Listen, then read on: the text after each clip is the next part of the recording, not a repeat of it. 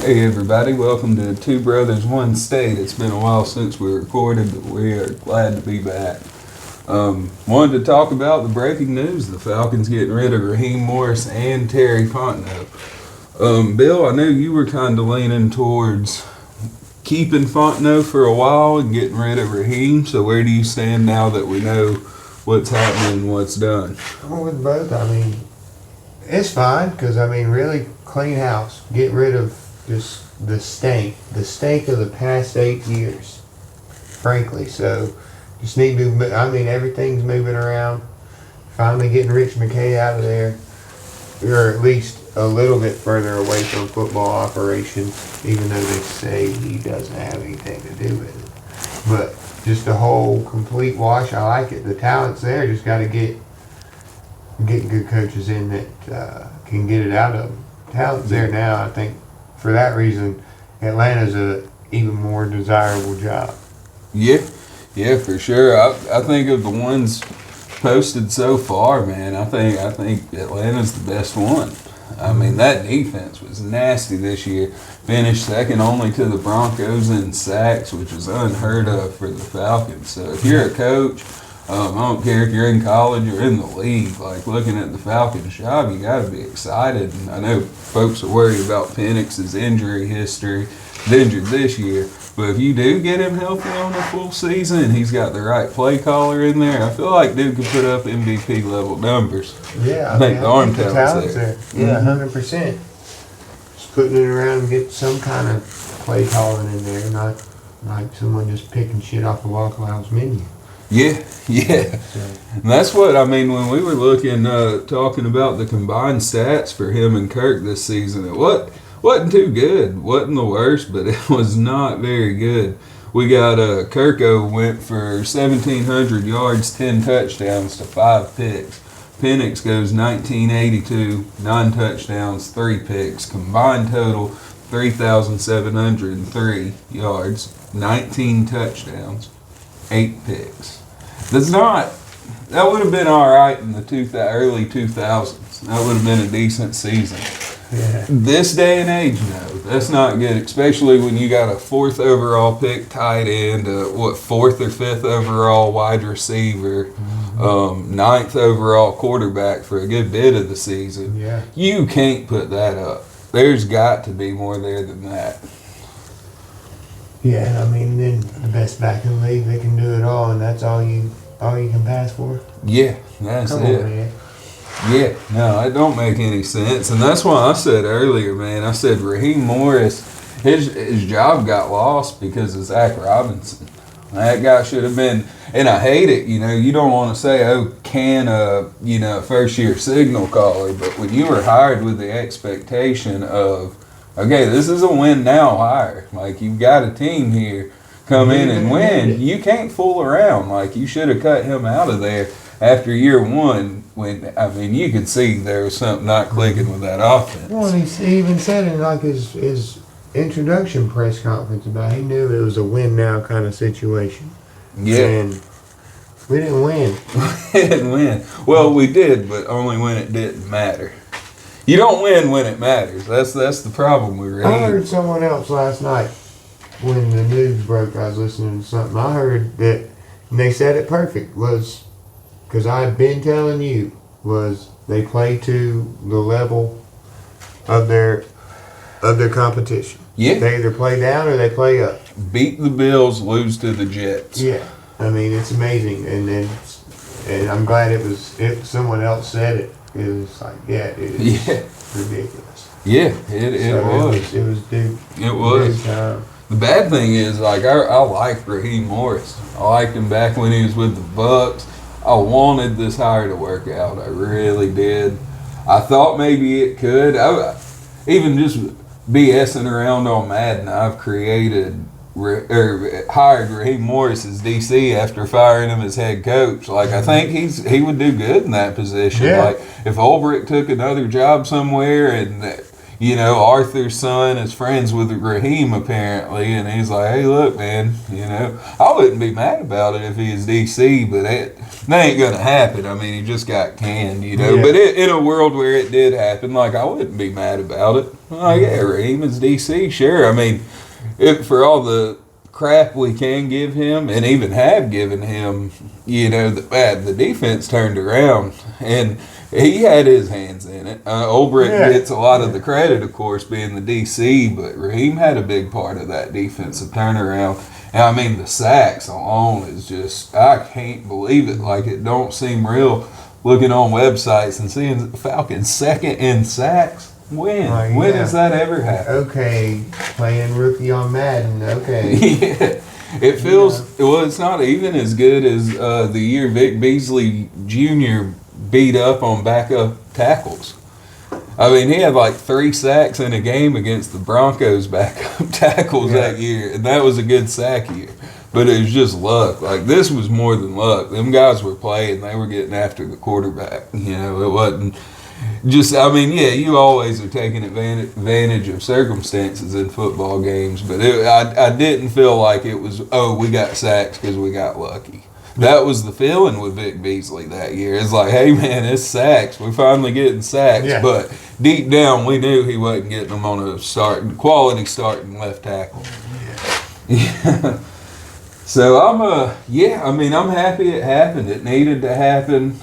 Now kind of looking forward to it. I'm still of the mindset, I said it, I think, our first video, go after Marcus Freeman. See what he's about. See if he's tired of dealing with NIL and everything else going on with college football right now. Come see if he can come holler at these young players and get something going. Yeah. New whole everything. We're watching everything. I think we put in for possible new uniforms. Yeah. Get a new whole deal going. Watch these stank ass 8 years away. And I mean, yeah. I feel I can't. I've been trying to bite it, but I can't. I gotta express what my idea, my dream coaching staff for the Falcons, or even front office. So let Matt Ryan come in and do like old Elway. Fuck it. Yeah. It can't hurt nothing. He can put dudes around him, whatever. Let him be Elway, even GM, or be like a consultant like old buddy in Detroit. Then Dan Morgan in Carolina. Get these old players in there, sure. And Matt Ryan's a smart guy. Let him have some sort of good front office role. And then anyways, if by some godforsaken chance that the Ravens decide they want to get rid of John Harbaugh, bring him in. Oh, and then here's the deal. OC, if Todd Monken gets a job elsewhere, then let him go. But if he don't, bring him on fucking with you, John, because he'll be more than welcome back in the state of Georgia, I'll tell you that. Secondly, and then third, defense. Hey, defense, keep Jeff Ulbrich. Hell with it. Yeah. Might as well. Let him hold over. For sure.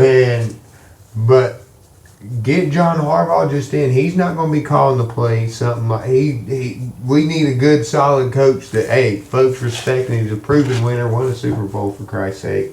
Knows what he's doing. Mm-hmm. And good with young players. He's a younger. Well, he was younger, but I feel like he'll be good with the younger, kind of tame them, help turn them more into professionals, boost off of this good rookie year they had. But then Todd Monken, of course, I think would be great. And then, hey, that don't happen. Hey, Kevin Stefanski, you want to be a OC, buddy? Shoot, let's run Bijan like they did Nick Chubb when the Browns were good with Mayfield. Yeah. Use that arm strength to Penix. Yeah. We got better receivers than they ever had. Yeah. Well, they had Odell and Landry, but like the what was left of both of them. Yeah. So, and then hey, if somehow we end up keeping Kyle Pitts, he had David Njoku turned into a Pro Bowl. Now, where do you stand with Kyle Pitts? Because I'm torn. I feel like who are you going to get that's better than Kyle Pitts? But I also feel like he's going to want like top 5, top 8 money. And maybe not. But it's like, man, a couple good games don't make you a top 10 player. Like, show me you can do good for a good season. You were a 4th overall pick. Put up a 1,200 yard season. Yeah. You know, you ain't blocking that great. So I mean, what's the deal? Your receptions and yards should be up a lot higher than they are. But I do want to keep Kyle Pitts because I feel strongly about who are you going to find that's an upgrade over him. If anything, he is a great deploy. But so who are you going to find that even brings that level of it to the team? So I say keep him, but I mean, God, he's got to, like, come on, KP, take a little bit of a discount for the Birds. You didn't live up to the hype yet, but it's not too late. You're still a young cat. Take a little bit of a pay cut and prove it. Take a couple years, prove it deal. Where do you stand with it? It's all about the contract. I mean, I hope he's not as pompous and whatever and knows like he kind of, I won't say it's been a bust, but his production's not what everyone figured, and probably what he hoped. Yeah. But so hopefully maybe he'll know we get the right guy in, maybe they can talk to him, right coach, right stuff, maybe get Matt in there, seeing as he's probably going to be hired as the president of football. Yeah. Let him like, look, man, we want you, but like let's get a cheap deal, maybe be a incentive heavy deal. Like, look, yeah, you can fool around and make big money. Yeah. But it's going to be incentive heavy. Yeah. Kind of deal. Yeah. You're going to make some bank if you go 1,000 yards for us. If you hit, all right, give us 8 touchdowns this year. Make you a cool meal or so, or whatever, however contracts work, something like that.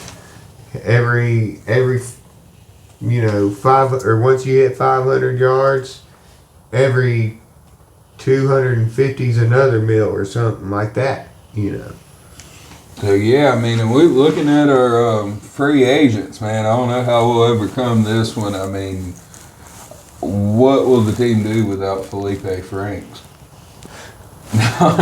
But we do have some stuff coming up. I mean, Kyle Pitts, that's the biggest one. That one we just discussed. Tyler Algier, I would feel bad about him leaving if it wasn't. I mean, if you don't have Bijan, yeah, but we got Bijan. It's like, dude, go be a starter somewhere like you deserve. That's why it sucks because I love Algier, but he's not coming back because someone is going to pay that man the money, and rightfully so, to go be their bell cow. And I can't wait to see it, frankly. Yeah, and I mean, dude, even though, like I'm saying, like the pick worked out. And I'm not upset about it. You know more than anyone. I was clamoring for Bijan like a good week before the draft. I was like, I think that's going to be the pick. I'm excited about the pick. Yeah. That's one I actually called and got right. And you could still argue that being not a miss on Terry, but a why. Yeah. You signed Kirk Cousins to a big deal. Michael Penix. You have Tyler Algier, 1,000-yard rusher, rookie season, and you draft Bijan, and it's like, why? And I know his philosophy was BPA, best player available, and I get it, it does work out, but it's like, man, sometimes you have to look at things. And I get the best player available sometimes, but the thing is too is a lot of folks that'll give Terry Fontenot a whole lot of credit. It's like, well, look at who he's picked. He picked Kyle Pitts, he picked Bijan, he picked Drake, blah, blah, blah. And it's like, well, yeah, but how bad can your pick really be when you're picking that damn high? Yeah. Like then you go and there's other people. Now, granted, I wouldn't take Bijan for nothing, but the why, there's other stuff that could have possibly helped our pass rush, I think like Jalen Carter or something like that, or our defense, period. But instead we take Bijan because even though we got a 1,000-yard back, again, I'm not taking that away. But then also again, trade up for Michael Penix when we could have again possibly addressed pass rush or Lord knows what else in the back last year, and we paid Kirk Cousins a shit ton of money. The bad thing is, like, I realize, like, I was happy about both picks. They took Penix. I was like, oh, I got the plan immediately. Like, yeah, he's going to sit and learn NFL ball behind Kirk. And it didn't happen. A lot of that was Kirk's fault, not disclosing his injury to the team. It's but I mean, who knows, man? That guy's out playing ball. Do you think they keep Kirko around?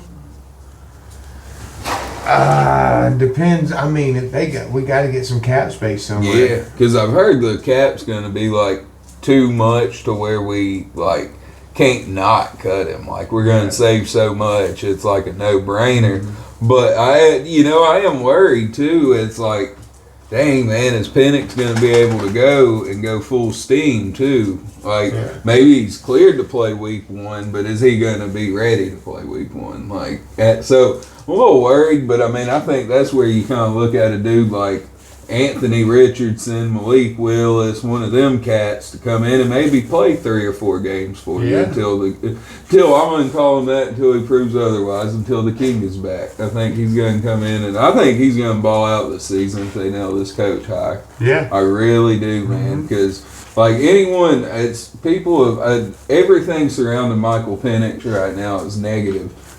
Go watch highlights. Go watch Washington highlights of his. I mean, my goodness, the talent's there. Coaching it failed him, so I think they'll get that right, and that's why I was okay with his pick. Bijan's I was super okay with. The moment what sold me on Bijan, I remember saying this before the draft, was when he was getting LaDainian Tomlinson comps. I was like, well, why wouldn't you? I mean, at this day now, I see why. You don't know then if it's going to work out, but all signs are pointing towards LT 2.0. So I get both picks, I really do. But I do understand the folks who question them. You have Algier, you have Kirk Cousins. Why take either one of those? So, part of me has always felt like Fontenot, coming from the Saints, he was maybe plant. He's a plant. He was sent over to destroy within. Yeah. Who we got here? Stefanski. Yeah, I mean, I just don't know about taking him as head coach, but I dang sure wouldn't mind giving him a whirl as OC. Yeah. But not as head coach. I just had to look up and see what his tenure and stuff was like. But maybe OC, but not. I would just hope, because I don't mind Baltimore, but I would hope that someone like that would maybe fall into our lap, like a John Harbaugh, a proven winner, not someone giving a good, hey, let's give it a whirl. It's like, no, we got to win now, so we need someone to come in that knows how to win and knows what it takes to get there. I seen they interviewed or set to interview Clint Kubiak's son. Was it Gary? Or do I have it the other way around? Yeah. They're set to interview him, and I mean, hey, they've done good this year. So, who knows? And that's kind of that offense that's part of the Shanahan offense, because Gary was Mike Shanahan's OC in Denver. Yeah. So we'll see how it right goes. From that tree, and I mean, last time our offense was the best in the league. Yeah, was when we had that fucker at the and then the second half of the Super Bowl. I know you remember he lost his playbook before the game. Miraculous. And then my theory on this is all that happened, but before that, the Browns tried to trade to get Jimmy Garoppolo from New England for like a 2nd-round pick. The Patriots declined the trade. So then Shanahan loses his playbook against the Patriots before the Super Bowl. And all of a sudden, the next year, he goes to San Francisco and he gets Jimmy G for a later pick. It's like a 3rd round. So even though he was legit and that was the funnest year I've experienced as a Falcons fan, I mean, even outside of going to the Super Bowl, just that regular season, watching that offense explode was freaking awesome, man. Mm-hmm. I get it, but also it's like, man, that playbook. But I would sign up to have that guy back in Atlanta any day of the week, because that was on the table. Like, sign me up. Mm-hmm. Just don't lose the playbook this time, you asked. Yeah, hell yeah. So, yeah, I don't know, man. This time I'm feeling yeah. Oh, we'll see. Oh, he turned them down. Marcus Freeman apparently turned them down, I guess, after his extension. Huh. Dang, that sucks because the reason I wanted to go with him is because I want a younger dude. They ain't tried it since Petrino, but that was forever ago. And it's like, what are the chances of that happening again? Like, Petrino he was something else, you know. Yeah, and I mean, too, though, I think of, like, instead of a younger guy, because, again, I feel like it's win now. I want him to get a veteran who's been approved, who's had head coaches and had winning seasons as a head coach. So they can win now, so to speak. And not like, oh, yeah, as a young head coach and all. Get someone in there that knows what the fuck they're doing. And dudes that someone in there that wants to, also that knows how to put a decent staff together. Yeah. And that was the big thing with Raheem. He was supposed to be able to put a good staff together. Like, that was his thing for sure. And it's like, you got to have that, but it's like, just because he knows people don't mean he knows the right people for the job. So, because I really legitimately do think Zach Robinson cost him his job. Onyx, come here. Come on, Bubba. Come on. Stay over here, pal. And, I don't know. So, building a good staff is, you got to have a good staff in place, but, like, what else? Was that the only thing that got Raheem the job? What else? The Rams, their defense was solid, but, when you got Aaron Donald there wreaking havoc, it's like, hey. Yeah. So, I don't know, man, but I feel really excited about Falcons football. I don't even know the coach or GM yet. I ain't even going to guess on GM names.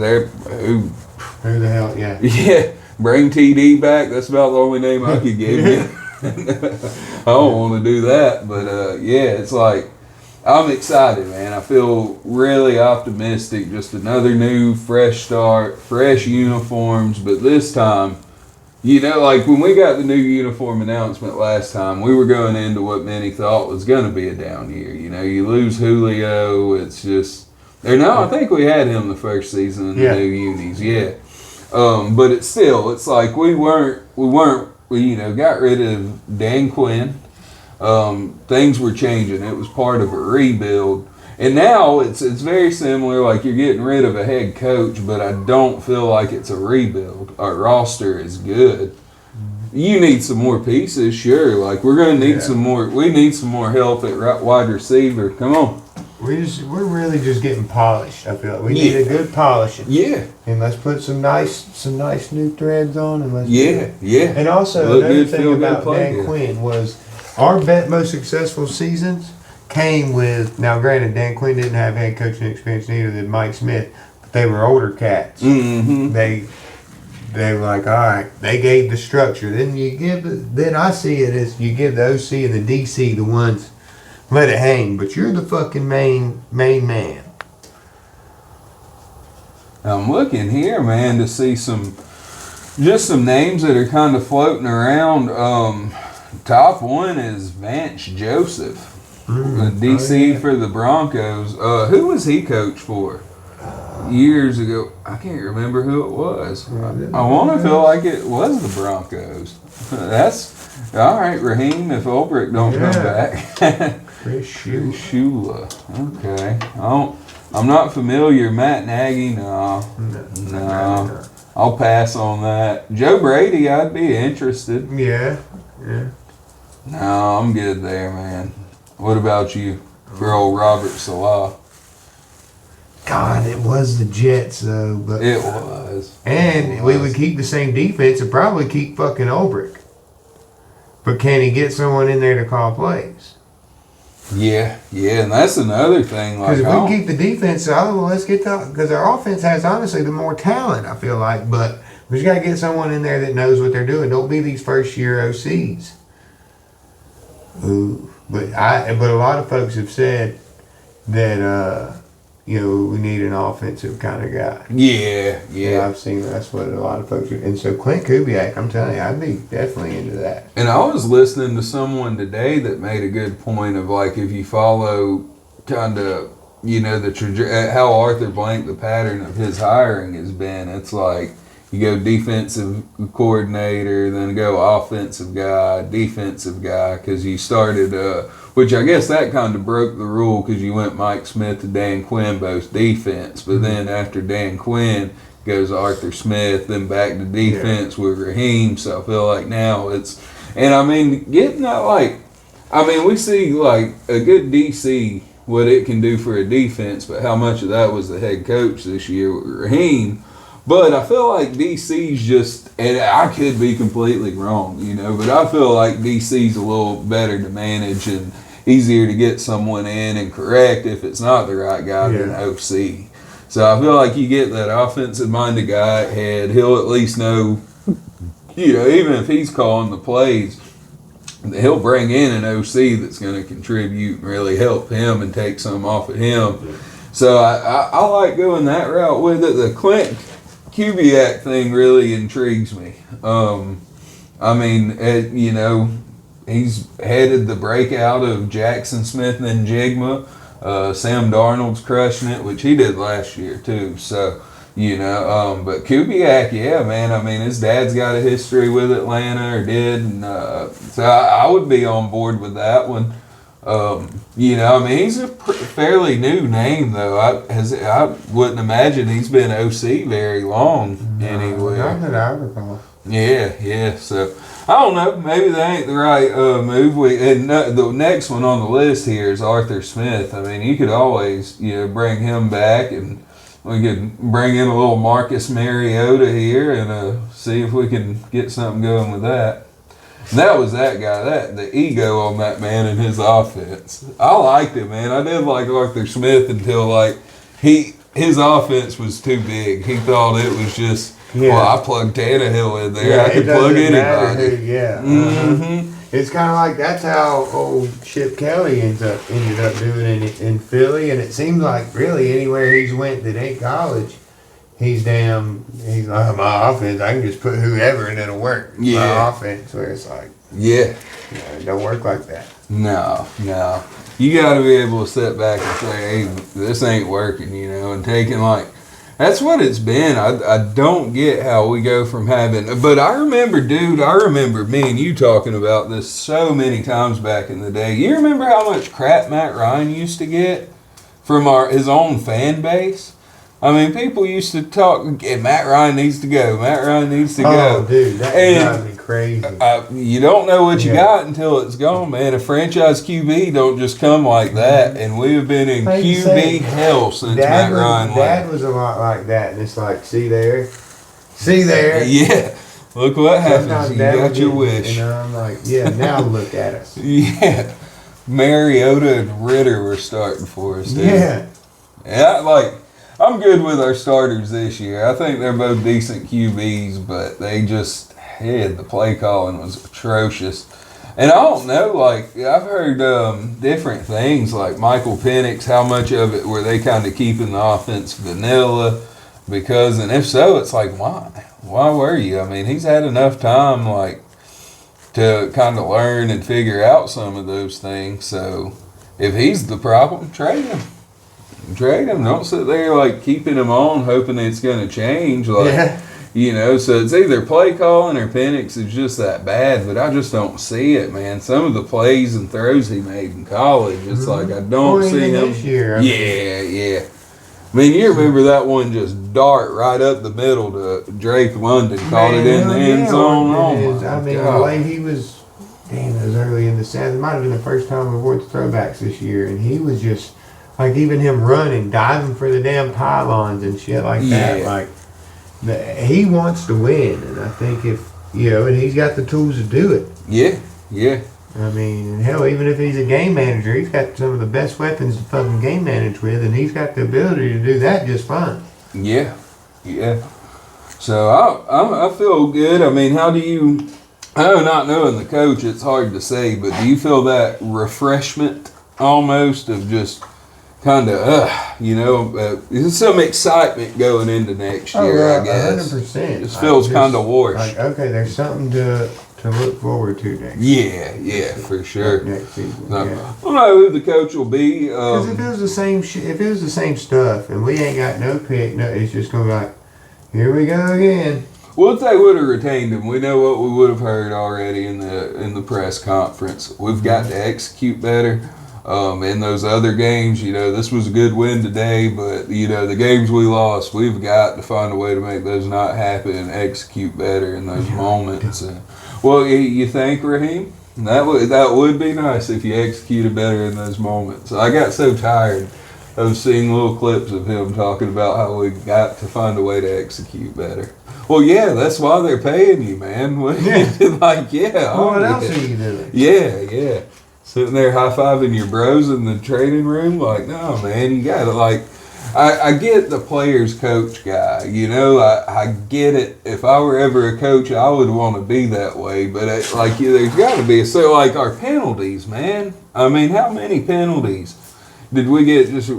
How many games did we lose because of the penalties adding up? I mean, it was constant this year. We were getting flags. And it's like, dude, that's not a well-disciplined team. That's what you're there for as a head coach, is doing that clock management type of shit. Yeah. That's what you hire OCs and DCs for, so that you focus mainly on that, and then your DCs and OCs will handle everything else, and you can splash in a little bit, but you focus on the big picture. Let's see, we gotta be up here, I think. Yeah. I mean, we're up pretty high. We didn't quite crack the top 10, but it was close. We were right outside of it. So I mean, yeah, you can't do that. I mean, expect to you lost to the Jets. If you clean up that penalty count, you find one more win, and that falls all on him. That's not executing better, Raheem. Yeah. Your way didn't work. And how many times are you going to say you got to execute better and not? Yeah. Only when the season was already out of reach, the playoffs were done, then he found a way to execute better. Yeah. It's so you just can't. So I'm feeling pretty refreshed about it. I honestly, my expectations aren't changing. They hired the head coach. It needs to be a playoff season next year. Yeah. It needs to. I hate to put that on a first-year head coach, but you ain't taking over a team with the first overall pick either. That's what I'm saying too. Is that you get that veteran in? It's like they could do that. I don't know that unless you get you a really good find you a wizard. I just don't feel like there's those out there this year of this young dude is gonna have to be awesome to the point where it's like, get you an old dude that can push you through the damn. Dude, since Marcus Freeman apparently shot teams down, I'll say mine then is, I just seen him. I don't know why I didn't think about it. Brian Flores. Bring him in with that defense the way they played this year, get him. Mm-hmm. The key would be the right OC, though. You'd have to get the right OC, and Kevin Stefanski, he is on so many people's lists, so many. But of the old kind of cats, is there any that you're seeing on this list that you would maybe, because this all seems to be targeted towards younger folks, so, I mean, Joseph. Yeah, Flores for sure. I didn't think of him. Hey, that's not bad, old Cliff. Yeah, that'd be Cliff. Interesting. Yeah, but yeah, him, or again hoping for maybe a John Harbaugh firing is who I would. I'm telling you, that would be my first choice. Yeah. If I'm hearing shit about the hot seats, right? But then really, I guess Brian Flores, because we know the defense is good, but again, gotta hire someone, get that offensive going, and it just don't seem like there's too many. You're gonna have to take someone that's been the QB coach. You're wanting to go leader. Did you see reports maybe a week or two back that there's still people in the Falcons higher up front office that still have interest in Bill Belichick? And they say, I found out one of the reasons they didn't want to offer him because they didn't want to bring him in, then them break the most regular season wins by a coach, and then retire right after him. So 2 seasons. So that was one of the knocks, I guess, I've read. But there's also still some interest from people in the Falcons. Who knows if Bill will have any interest? But would you? I mean, I know me and you were both going to be on board with it when it seemed like it was happening. Because it seemed like it was almost getting close to a done deal. Well, I mean, and then it changed. So, I mean, would you be happy with that or not? No, it's at the point now he's too like we already missed 1 year with him for not getting, or 2 years with him for not getting him. So he only got older. And that was our worry in the first place. So. Yeah. And that's which, I mean, the good news with that would be, I mean, he didn't coach any NFL games, so he's not closer to that record, because that's what he would be coaching for. Mm-hmm. I agree with that. So he's not any closer to it. The one positive I can see, if you look at UNC's season, it wasn't good, but then also, it's first year, Jeff Collins and what was their head coach? Mac Brown. They didn't leave a whole lot in the cupboard for him. So, it wasn't a good season, but he's also bringing in the 17th ranked recruiting class, which I know that's not applicable to the NFL. Well, actually it is. I mean, it shows he can connect with those younger folks. And, I mean, the Falcons have a young team. So, I mean, my one pro to that, where I wouldn't be mad about it, is the defense. The defense is already good. And what happens when you give Bill Belichick a good defense? I mean, some good guys. I mean, even when the Patriots were bad, it was mainly offensive struggles. Like, the defense still would show up. It's so... that ain't my choice. I'm Brian Flores is my number one choice, but I would try to see the silver lining with the Bill Belichick hire. I would try. So, but yeah, man, this has been an awesome episode of it. It's just me and you've been shooting the breeze and decided to record it. I love it. And we plan on doing more of these, so y'all definitely stay tuned. We just, had to take a break for a little minute, had some stuff going on.